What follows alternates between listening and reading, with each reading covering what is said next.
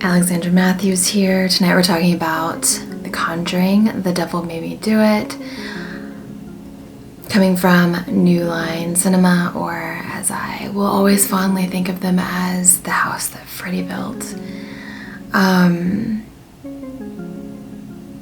If you have no idea what I'm talking about, the first movie that New Line Cinema made was Nightmare on Elm Street. I think I'll always just take an opportunity to talk about Nightmare on Elm Street because it's my favorite, but I digress.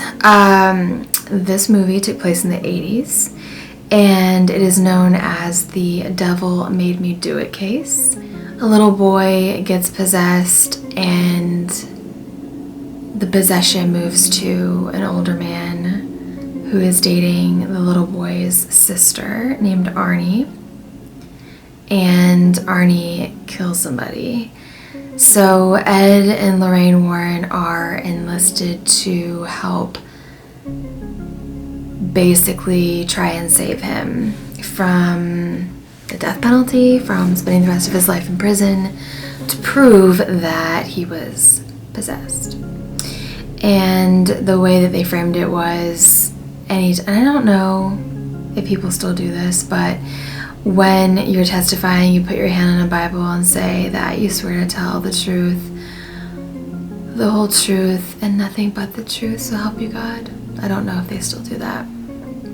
But they were trying to say that if you do that, then you can have a case based on the devil influencing somebody for doing something bad. These types of movies are never really my cup of tea. I feel like if there's any truth to any of the stories, they never are so fantastical as the movie portrays them to be. And I know that they take creative license and they have levitation and they have all these lights and wind and huge exorcism scenes that they think people want to see, and maybe people do want to see that, but personally, if I'm to believe any of this, I would have to say that if any of it actually happened, that it didn't happen the way that the movies portray it. And honestly, the creative license they take with all the action that I know didn't happen, it just does nothing for me. I don't find it to be entertaining. I kind of think it takes away from the story. And honestly, I think that everybody can agree that, well, maybe everybody can agree, I don't know. Conjuring has made quite a few sequels, but I just really think that if you're gonna do an Exorcist movie, it's never gonna touch the original Exorcist. And there was one point in the movie that when the priest gets out of his car, lift ride, cab, there's kind of a little bit of a shot of him looking up at the house. That's a little bit of a homage to the original Exorcist, which would be an obvious thing to do, but is still appreciated. There were definitely times in the movie where I was a little bit bored. It wasn't a horrible movie, it wasn't the worst movie I've ever seen. It wasn't the best. It was forgettable. I would never watch it again. But would I recommend it? Sure. If you just are looking for something to watch, and if you like the other Conjuring movies, which this is the second Conjuring movie I've ever seen. I saw the very first one, but aside from this one, I haven't seen any of the others. I don't even know how many sequels there have been at this point. I think a lot, considering I'm pretty sure the first one came out in 2013, so I think they pump these out now. Yeah, as far as real life exorcisms, it's always really intrigued me. There's one that's pretty famous, and I can't remember the name of it, but it's pretty heartbreaking. I'll put the name of it or a picture of the woman who was possessed. But it's this famous story, I think it was in England or somewhere over there, and this woman was supposedly possessed, and they had all this photographic evidence, and you know, some people really believed that she had been possessed. Others thought that basically she was murdered.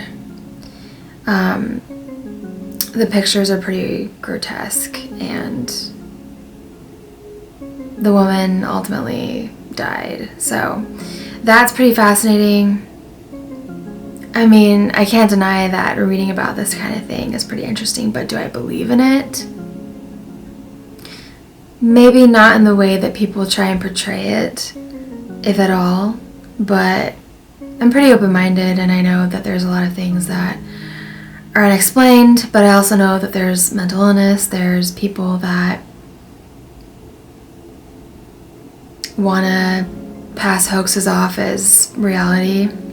So I don't know. I'm on the fence. I don't believe or disbelieve in exorcisms. The story, as I said, is about Arnie. Arnie kills the manager of the apartment that he and his girlfriend are living in. And Ed and Lorraine Warren are trying to prove that he was not himself, that he was possessed and compelled to do these things. And they go about trying to tie another local story that's pretty similar to what happened to Arnie and gather all this evidence that they can so that they can try and help Arnie when he's in court. They are referred to this retired priest who also became an expert in the occult, who is played by, insert name here, the actor's name, but by Walter from Fringe. Love that guy.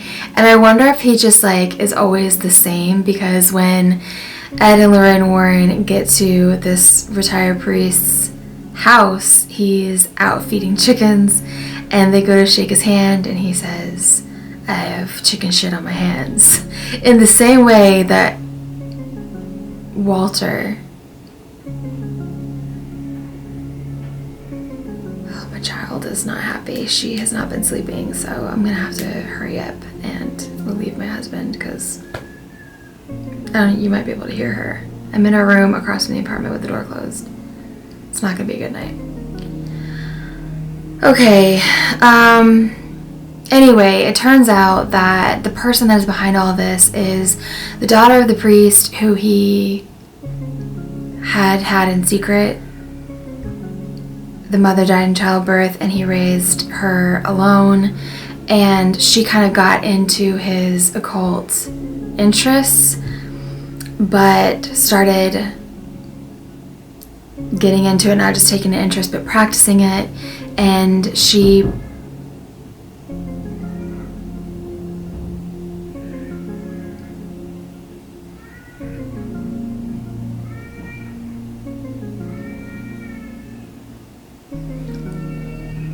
excuse me, be right back.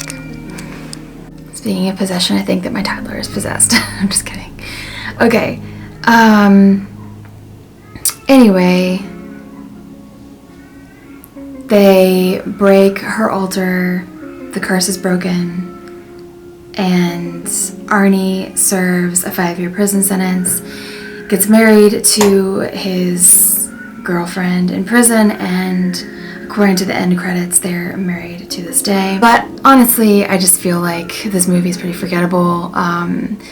I've mentioned this in another video before, but The Haunted, which is another case that Ed and Lorraine Warren were involved in, is an older movie. I think it probably came out in the early 90s, and you can find it on YouTube.